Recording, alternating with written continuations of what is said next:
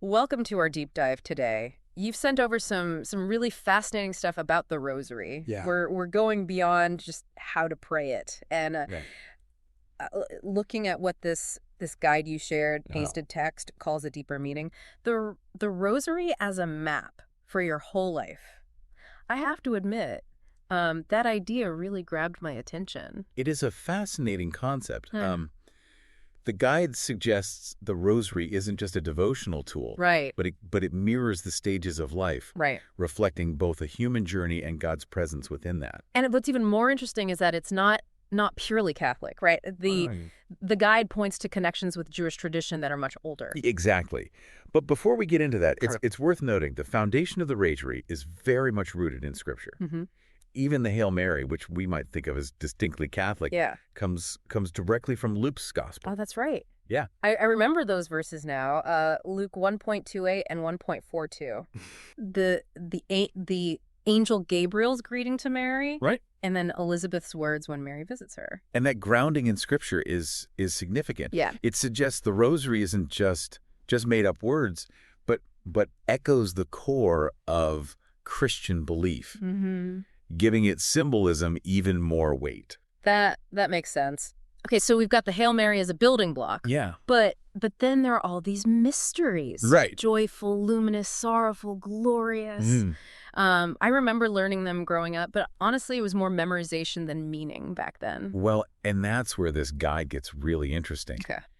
It connects these four types of mysteries, not just to Christ's life, Right. but to the human lifespan as well. So it's like each set of mysteries corresponds to a different stage of life. Yeah. I'm starting to see where the map idea comes in. Right. But there are four types of mysteries. Yeah. And I'm guessing human life has more than four stages. You're right. There's more to it than a one-to-one match.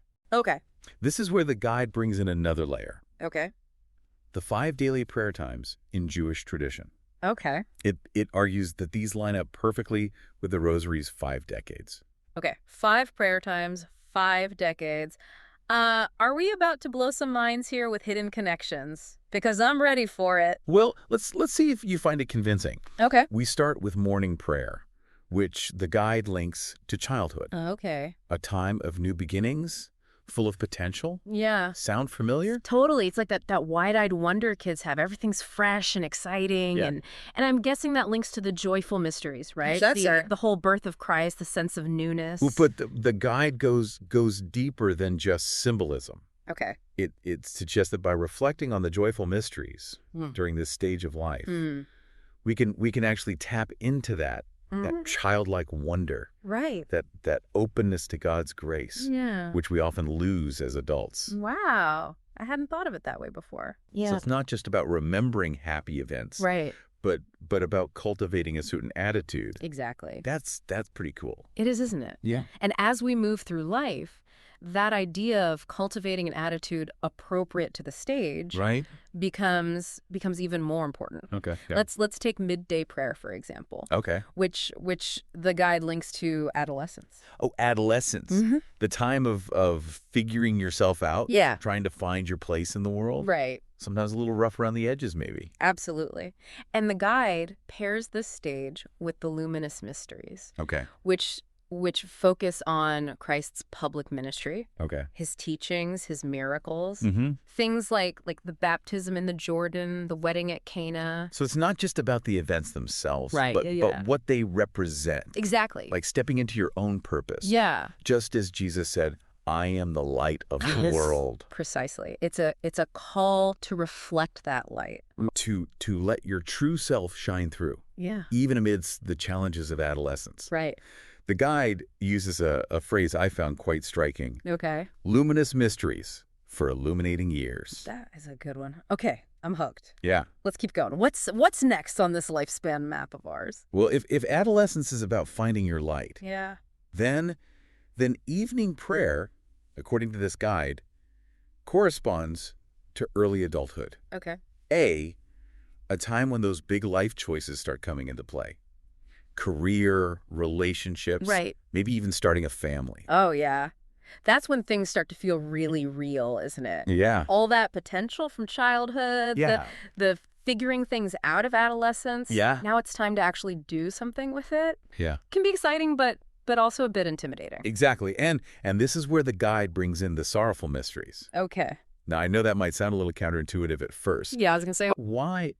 Why focus on suffering and hardship during a time when we're supposed to be building our lives? I was thinking the same thing. Isn't that a bit, well, depressing? Yeah. Especially if you're already stressed about making the right choices? That's a fair point.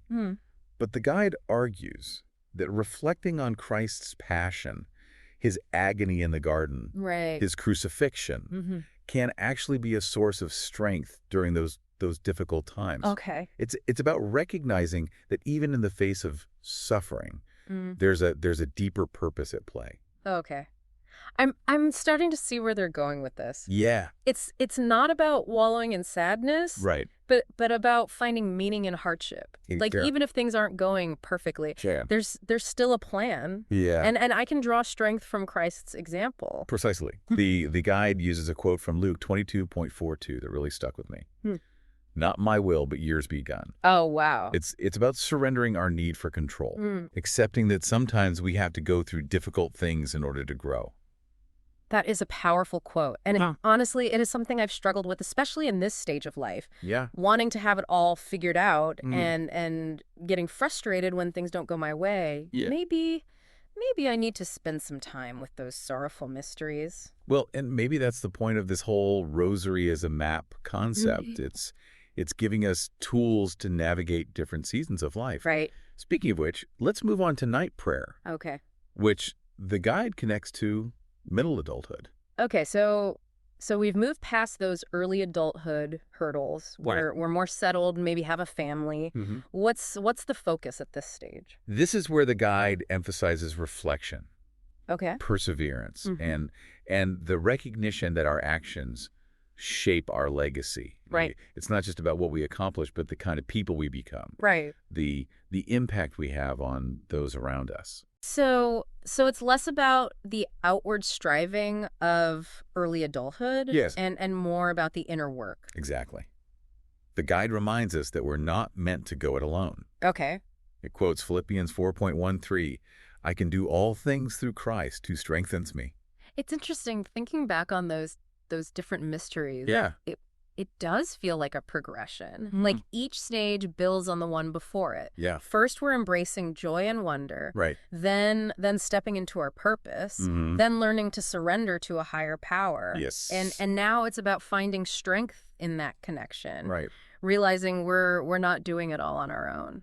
That's a really insightful observation. And it leads us to the final stage, Okay. Pre-dawn prayer, Okay. which the guide links to old age. Okay, so we're talking about those twilight years, Yeah. maybe retirement, grandkids running around. Exactly. What kind of mysteries would resonate with that stage of life? The guide pairs this with the glorious mysteries, which focus on the resurrection, the ascension, and the promise of heaven.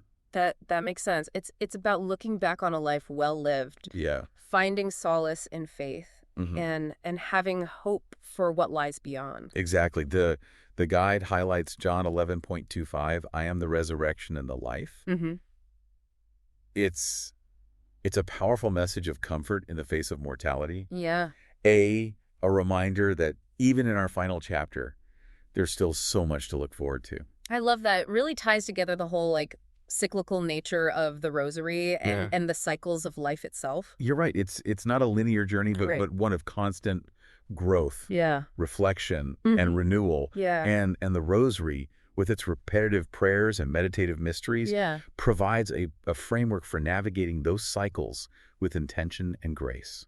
Okay, so we've laid out this fascinating map of the rosary and the stages of life, but I'm curious, what does the guide actually say about how to put this into practice? Yeah. It can't just be about thinking about the right mysteries at the right time, can it? You're right. There's more to it than that. Okay. That's where the guide's emphasis on living the rhythm comes in. Okay. And it gets pretty specific about how to actually do that. Okay, I'm all ears. Yeah. This is the part I've been waiting for, the practical takeaways.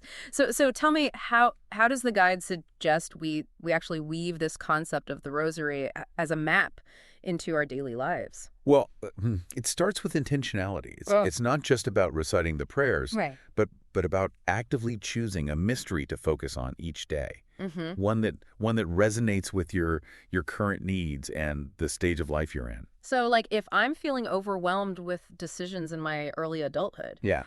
I might intentionally choose to meditate on the sorrowful mysteries that day. Exactly. The guide even suggests picking a specific event from that mystery to reflect on. Okay. For example, if you're struggling with a difficult choice, Right. you might focus on Christ's agony in the garden Yeah. and his surrender to God's will. That's a really concrete way to apply it. So it's not just about abstractly connecting with the themes, Right. but about finding a specific point of reflection within those Yeah. themes. And the guide provides some really practical tips, Okay. like incorporating the rosary into your existing routine. Mm-hmm. Maybe you pray a decade while commuting, Right. or use a rosary walk as a form of moving meditation. I love that idea. It's about making it a living practice, Right. not just something you do out of obligation. But I have to admit, I can see how this could be challenging to maintain. Yeah. Life gets busy, you forget, or maybe you just don't feel like connecting with certain mysteries at certain times. Yeah, you're absolutely right. Yeah. The guide acknowledges those challenges. Okay. It emphasizes that consistency is key, Right. but also that it's okay to start small. Even reflecting on one mystery a day Yeah. can have a profound impact. So it's about finding a rhythm that works for you.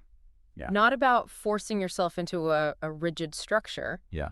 But the guide doesn't shy away from posing a challenge, does it? I remember that line you quoted earlier. Will you take that step today? Yes. That question really struck me too. Yeah. It's a call to action, an invitation to take this knowledge and actually do something with it. And I think that's where this whole deep dive gets really powerful. It's not just about understanding the rosary intellectually, but about using it as a tool for personal growth, Right. for navigating life's ups and downs with intention and grace. It's about embracing the rhythm of prayer, Mm-hmm. reflecting on the mysteries, Yeah. and finding meaning at each stage of our journey, whether we're in the joyful beginnings of childhood, Right. the challenging transitions of adulthood, Mhm. or the reflective quietude of our later years. Mhm. The rosary offers a framework for connecting with something larger than ourselves. You know, before we started this deep dive, I admit I had a somewhat limited view of the rosary. Yeah. But seeing those connections to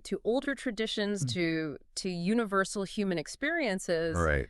it feels much more expansive now. It's like a language for connecting with the divine, Yeah. but also a tool for understanding our own lives more deeply. That's the beauty of digging deeper, isn't it? Yeah. We uncover those hidden connections, those layers of meaning Mhm. that enrich our understanding and broaden our perspectives. Absolutely. And I think this deep dive has given us a lot to chew on. This idea of the rosary as a map for life, Yeah. a rhythm for connecting with something larger than ourselves.